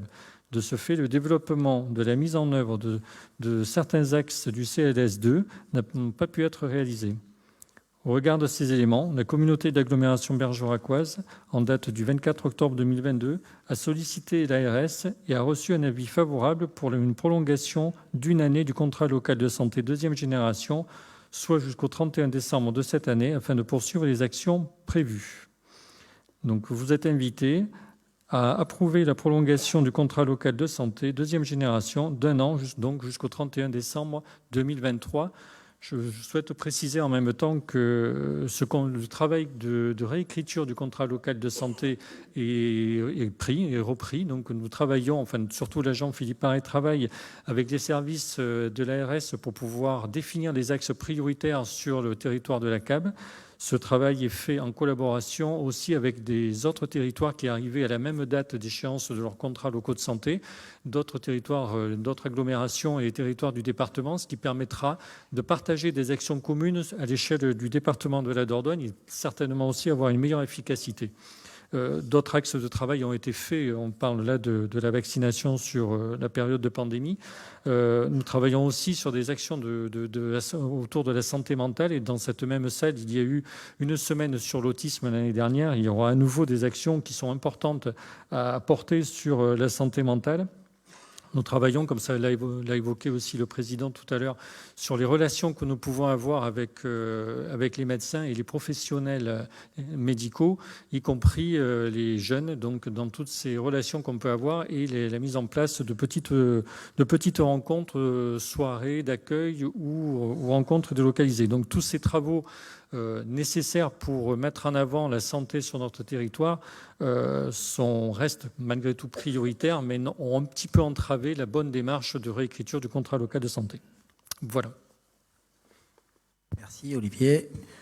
Des questions sur ce contrat local de santé qui serait prolongé jusqu'à la fin de l'année? Il n'y en a pas. Est-ce que quelqu'un est contre? S'abstient? Adopté à l'unanimité. Je vous remercie. Je rebondis sur ce que je vous disais tout à l'heure sur la santé. On fera une conférence des maires avant l'été pour en discuter. Donc, avec un temps long pour pouvoir rentrer dans les sujets parce que ça a le mérite. Ça nous préoccupe tous et donc le format me paraît adapté à cette première discussion. On va passer au point numéro 14 et c'est Fatia qui nous le présente. Merci, Président.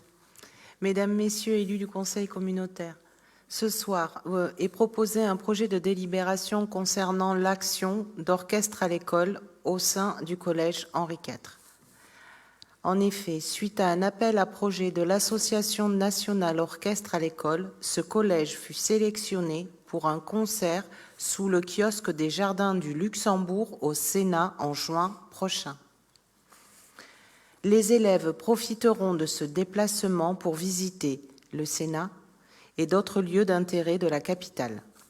Ce projet comporte des coûts et le Conseil communautaire souhaiterait contribuer en partie au financement du transport par une proposition de 1 400 € dans le cadre du contrat de ville.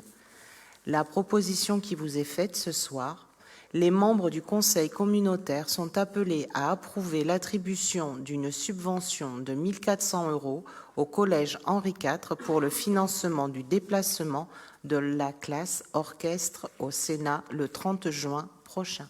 Merci, Monsieur le Président. Il restait un peu de fonds attribués. Cette opération qui me paraît être un bon outil de promotion pour notre territoire et saluer au passage le travail des enseignants, notamment Madame, j'ai oublié son nom, voilà, du lycée Henri IV, qui est l'instigatrice principale de cette opération. Et je crois que ça méritait qu'on s'en préoccupe. Donc c'est cette proposition qui vous est faite ce soir. Y a-t-il des questions? Il n'y en a pas. Est-ce que quelqu'un est contre? S'abstient? Adopté à l'unanimité. Je vous remercie pour eux. On va parler d'une aide financière pour un interne en médecine générale qui est en stage sur la CAP. Olivier. Oui, merci Président. Donc, la communauté d'agglomération bergeracoise, dans le cadre de l'attribution d'aides forfaitaires aux internes en médecine sur son territoire, en lien avec le CLS deuxième génération et en référence avec la délibération 2022-008 bis, propose d'allouer une aide financière à un interne en médecine générale. Une demande d'aide financière au conseil départemental de la Dordogne a été déposée ainsi qu'à l'EPCI du lieu d'accueil du stagiaire. Le PCI du lieu d'accueil du stagiaire doit s'engager à verser au minimum le même montant que le conseil départemental aux bénéficiaires, soit une aide forfaitaire de 200 € par mois sur une durée de 6 mois. Cette indemnité couvre les frais de logement. Une demande a été déposée pour un stage dans un cabinet libéral de Bergerac pour Madame Vieira et Emeline dans le cabinet du docteur Cugeron et du docteur Daphnier à Bergerac pour la période du 2 novembre 2022 au 30 avril 2023. Donc, les membres du conseil communautaire sont invités à approuver la signature de la convention tripartite du conseil départemental de la Dordogne pour le versement par la communauté d'agglomération bergeracoise d'une aide forfaitaire de 200 € par mois à Madame Emeline Vieira, stagiaire étudiante en médecine générale sur le territoire de la CAB pour sa période de stage de 6 mois. Merci Olivier. Y a-t-il des questions? Il n'y en a pas, c'est un système complémentaire avec le département. Donc, vous avez bien compris le processus. Est-ce que quelqu'un est contre? S'abstient? Adopté à l'unanimité. Merci beaucoup. On va parler de vente de terrain sur la zone de l'Anxade. Et c'est Cyril. Merci Président. Donc nous allons effectivement vendre un terrain qui se situe en deuxième ligne sur la zone de l'Anxade. En l'espèce, M. Lavergne Cédric souhaite installer une activité de traiteur vente à emporter sur cette zone et il envisage en outre d'installer des box destinées à la location. Pour cela, il a constitué une SCI, la SCI Liocède, qui se porterait acquéreur du lot numéro 13, d'une superficie d'environ 2971 mètres carrés, pour un prix au mètre carré de 15 €, soit un montant hors taxe de 44 565 €, selon l'estimation des domaines.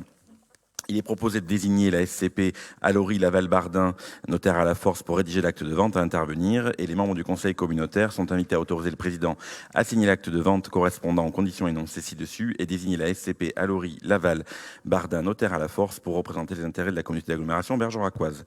J'en profite pour rajouter que sur cette zone, c'est donc la deuxième ligne qui s'ouvre enfin. Le permis de construire a été déposé, il devrait être accordé d'ici quelques jours. Et j'en profite aussi pour rappeler que normalement, d'ici la fin de l'année, les travaux pour le rond-point de la zone de l'Anxade devraient également démarrer, ce qui permettra effectivement de pouvoir répondre favorablement au développement de la deuxième ligne de cette zone. Merci Président. Merci Cyril. Y a-t-il des questions sur cette vente? C'est assez clair. Est-ce que quelqu'un est contre? S'abstient? Adopté à l'unanimité. Et on va passer aux subventions. C'est Serge Pradier qui va nous présenter ce dossier. Vous dire peut-être très rapidement, avant de te donner la parole, Serge, 2 secondes.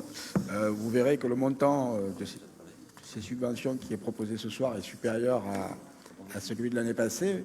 Bon, je voulais relever une participation en particulier, celle du Working Bay. Vous savez, c'est un réseau d'entreprises industrielles qui a été créé lors de la mise en place du dispositif cadet sur notre territoire. Et du coup, on a besoin de contribuer à l'animation de ce réseau d'entrepreneurs.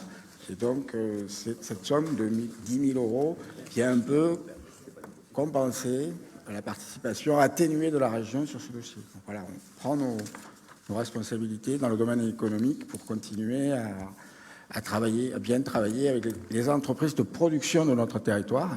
Voilà, c'est comme ça qu'on les appelle. Voilà, et le reste, Serge va vous détailler le tableau.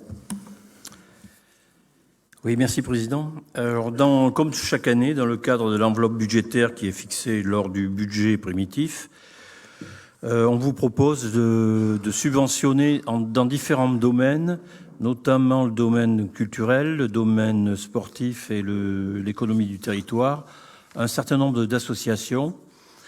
Comme le disait le Président, vous avez pu remarquer que nous avons de nouvelles associations qui ont produit des demandes cette année, que l'enveloppe a augmenté d'environ 40 000 €, ce qui n'est pas rien.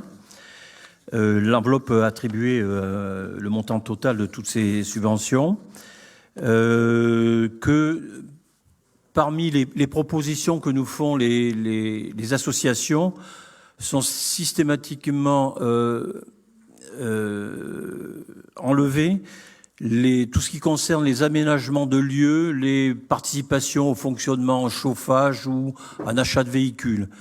À chaque fois, les associations qui sont retenues sont productrices soit d'actions sportives, soit d'actions culturelles, soit d'actions de solidarité. Donc, s'il n'y a pas de questions particulières par rapport à ces propositions de subvention, je vous propose de vous prononcer ce soir sur les montants de ces subventions et d'autoriser le Président à signer une convention particulièrement pour une association dont la somme la somme proposée est supérieure à 23 000 euros. Voici, Président. Serge, y a-t-il des questions ou des interventions? Il n'y en a pas, ça vous paraît clair? Donc, est-ce que quelqu'un est contre? S'abstient? Adopté à l'unanimité, je vous remercie. Et Serge, tu gardes la parole pour le règlement intérieur des accueils de loisirs. Alors, il s'agit de modifier de manière très légère le règlement des centres de loisirs, à savoir le titre 4 de réservation et facturation en son article 1 sur les points de réservation. Il s'agit pour la permanence à la LSH de Toutifo, mais que cette permanence est transférée à l'Infojeune, c'est-à-dire au centre culturel 22 place Gambetta à Bergerac. Voilà, s'il y a je ne sais pas si ça appelle des remarques ou des observations. Pas de questions? Que quelqu'un est contre? S'abstient? Voilà, merci. Alors, le point numéro 19, il s'agit d'une acquisition d'un petit terrain pour l'extension de la maison de santé de l'Est de Bergerac. Merci, Président. La communauté d'agglomération bergeracoise souhaite se porter acquéreur d'un terrain situé à La Nove sur la commune de Creil et appartenant au GFA de Château de Tiregan. Cette acquisition s'inscrit dans un projet d'intérêt communautaire destiné à l'extension de la maison de santé de l'Est bergeracois. Il s'agit d'un terrain d'une superficie arpentée d'environ 120 mètres carrés, cadastré section AR 82P, conformément au plan joint en annexe. L'acquisition se fera pour un prix de 1 € les 120 mètres carrés. Cette acquisition permettra une meilleure desserte technique et améliorera l'accès de l'Oftalcentre en projet sur la parcelle voisine. Il est proposé à la charge de la communauté d'agglomération de désigner l'office notarial 34 boulevard Victor Hugo à Bergerac pour rédiger l'acte d'acquisition à intervenir. Les membres du conseil communautaire sont invités à autoriser le président à signer l'acte correspondant aux conditions énoncées ci-dessus, ainsi que toute pièce se rapportant à cette affaire. Merci Olivier. Pas de questions sur ce dossier? Petite parcelle. Est-ce que quelqu'un est contre? S'abstient? Adopté à l'unanimité. Sachez, on avait parlé ici même d'un projet privé d'Oftalcentre sur la commune, dans la continuité de la maison de santé pluriprofessionnelle. Donc le permis a été affiché donc il y a déjà un mois. Donc les travaux devraient débuter début mai ou vers la mi-mai. Donc, ce qui est une excellente nouvelle, hein, c'est 3 ophtalmos, 5 assistants, 3 orthoptistes et 2 secrétaires qui viendront faire fonctionner cet Oftalcentre. Je crois que c'est une très bonne nouvelle pour le territoire parce qu'on manque aussi de ce type de professionnels. C'est bien que les privés investissent sur notre territoire et du coup, vous voyez, c'est aussi un élément d'attractivité supplémentaire de créer des synergies médicales sur un lieu. Ça aussi, je crois que ça a du sens. Et la preuve en est, ça va se faire rapidement. Voilà, chers collègues, passe au point numéro 20. C'est Jean-Louis qui nous parle de cette convention avec le SNAP. Merci, Président.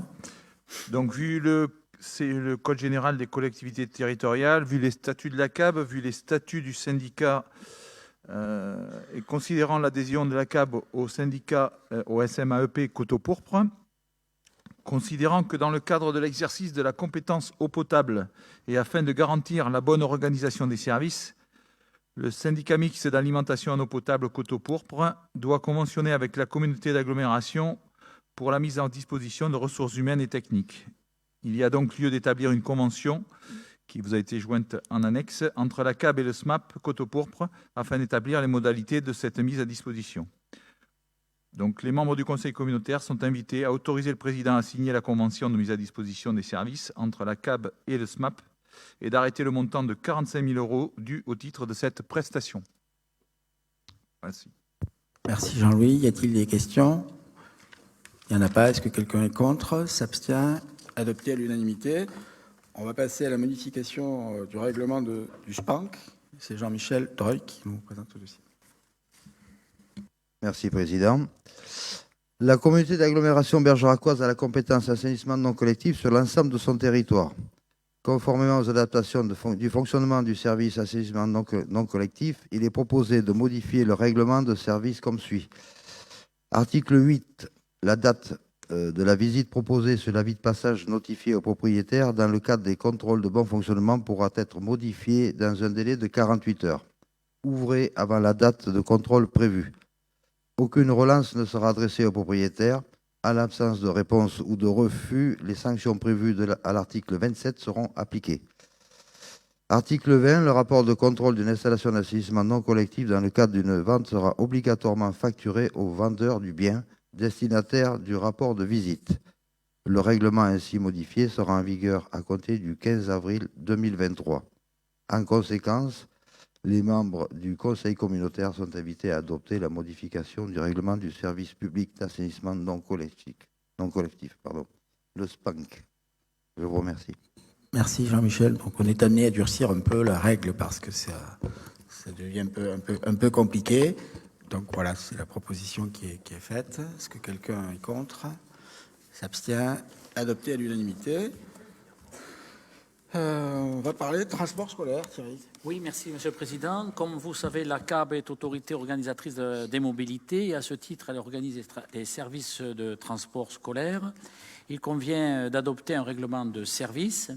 Ce règlement définit les conditions à remplir pour bénéficier du transport scolaire, la création et l'organisation des dessertes, les modalités d'inscription, les règlements de discipline et de bonne tenue des élèves à la montée et à la descente à l'intérieur des véhicules, etc. Parce qu'il y a aussi les arrêts qu'il faut gérer. Les membres du conseil communautaire sont invités à approuver le règlement des transports scolaires applicable à compter de l'année scolaire 2023-2024. Merci Thierry. Y a-t-il des questions? Il n'y en a pas. Est-ce que quelqu'un est contre? S'abstient? Adopté à l'unanimité. L'ordre du jour est épuisé. Je voulais juste vous signaler dans les décisions prises le marché L 2023-025 qui concrétise un marché avec un maître d'œuvre pour la véloroute voie verte, je vais y arriver, excusez-moi, ce qui nous permet de penser pouvoir, dès l'année prochaine, relancer des opérations sur cette véloroute voie verte en direction de l'ouest. Je pensais que c'était une bonne nouvelle à signaler. Et j'allais oublier la motion. Christophe, tu as le mot de la fin. Merci, Président. Tout simplement, la proposition de la motion relative au déploiement de l'éolien terrestre vient aujourd'hui à l'ordre du jour parce que plusieurs communes du nord-ouest de la CAB sont fortement démarchées par des promoteurs actuellement. Considérant qu'une consultation a été initiée par le préfet de la Dordogne sur un projet de cartographie de l'éolien terrestre en Dordogne. Considérant que le classement d'une grande partie du massif forestier double landais en zone propice à l'éolien terrestre soulève de nombreuses questions. Considérant que la riche biodiversité du massif forestier double landais est incompatible avec la réalisation de travaux nécessaires à l'installation éolien, déforestation définitive, plateforme technique, fondation de béton, tranchées de raccordement et avec leur exploitation, impact résiduel sur les chiroptères et l'avifaune, quelles que soient les mesures de réduction. Considérant la forte vulnérabilité du massif forestier double landais aux incendies, considérant que l'augmentation des températures et des périodes de sécheresse augmente le risque d'incendie, considérant que les avions bombardiers d'eau ne peuvent pas intervenir à moins de 600 mètres de chaque éolienne, ce qui correspond à une surface d'exclusion de 113 hectares par éolienne, considérant qu'il serait plus utile d'ajouter des zones tampons de 500 mètres à ces 600 mètres pour renforcer la sécurité des habitations les plus proches des éoliennes, considérant que l'habitat est diffus dans le massif forestier double landais et qu'il n'est pas possible d'éloigner suffisamment les éoliennes des habitations, considérant que la très grande majorité des communes du massif forestier double landais s'est déjà exprimée contre l'implantation de ce type d'installation dans le massif forestier double landais, considérant l'existence de solutions alternatives adaptées et bien acceptées, la communauté d'agglomération bergeracoise demande que le projet de cartographie des zones propices au développement de l'éolien terrestre soit modifié et que les communes du massif forestier double landais soient classées en zone non préférentielle. La proposition qui est faite, c'est que les membres du conseil communautaire soient invités à approuver cette motion. Merci Christophe. Y a-t-il des interventions? Madame Lehmann. Oui, bonsoir, merci. Sur le principe, j'entends très bien les arguments, mais je pense que ça serait quand même intéressant qu'on puisse rajouter un avenant, non, un paragraphe peut-être sur notre responsabilité sur la transition écologique et le fait que, certes, on ne souhaite pas partir sur de l'éolien terrestre sur la double Landais, mais par contre qu'on puisse proposer d'autres solutions sur la production d'énergie verte.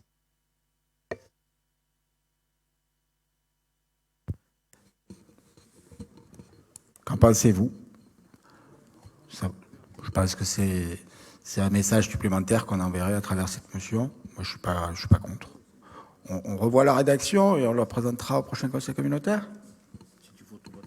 Hein, Christophe, ça te va? Oui, une autre intervention? Oui, Francis. Oui.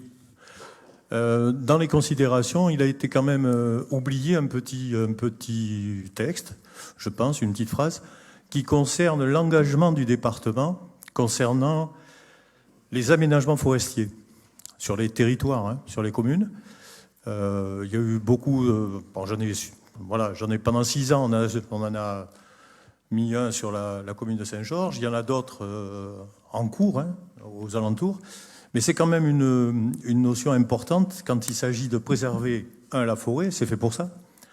Les DFCI, les propriétés privées, bien sûr, et le respect de la forêt en général. Donc c'est un petit oubli qui a été, quand on sait l'argent qui est dépensé par le département, justement pour favoriser la préservation de la forêt. Donc quand on préserve la forêt et par tous les moyens qui sont mis en œuvre, c'est pas pour la détruire, pour implanter des éoliennes derrière. Quand on sait que le territoire se prête pas.